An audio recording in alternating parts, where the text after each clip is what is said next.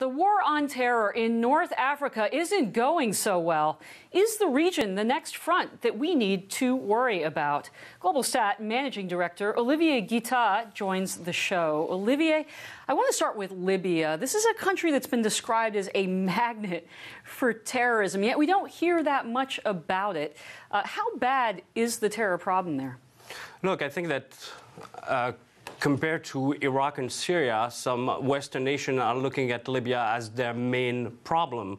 When it comes to Western Europe, the French and the Italians are all talking about potential intervention in 2015 in Libya. Is that because of just the geographic proximity, or is it because really there's some pretty bad terror groups that are basing themselves in Libya? A couple of things. It is true that it's much closer to the European shores, but also the fact that you have 5 to 6 major terror groups in Libya hold up between Benghazi, but also the south, and Europeans know that this could trigger a war in the Maghreb, in North Africa, in Algeria or Tunisia or Morocco, and this could be a springboard to attacking European targets. Of course, the Obama administration famously, quote, led from behind when it came to deposing Gaddafi. Is that part of the problem, that the U.S. just wasn't there to give the new Libyan government the backing it needed to secure the country and to keep these groups out?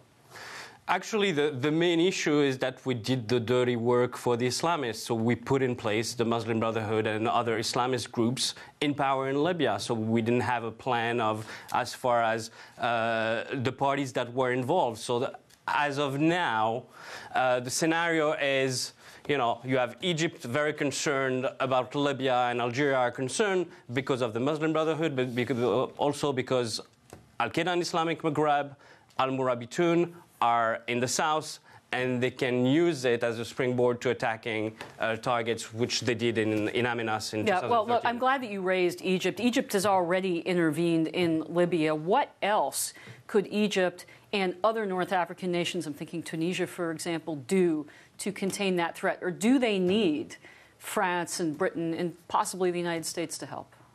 They would need it in the long run. I think the best thing to do for those countries now is to wait out for the terrorist groups to go one after the other, because Al-Qaeda and Islamic Maghreb, Al-Murabitan, are very upset that the Islamic State was able to come in and steal the show.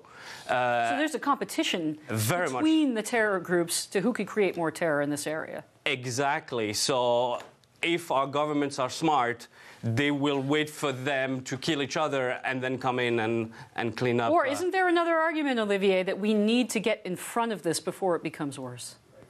It is already really, really bad as far as what you could have compared to Syria and Iraq. Well, it's a situation we're going to keep our eye on. Global Stat Managing Director Olivier Guitat, thanks so much for joining the show. Thank you.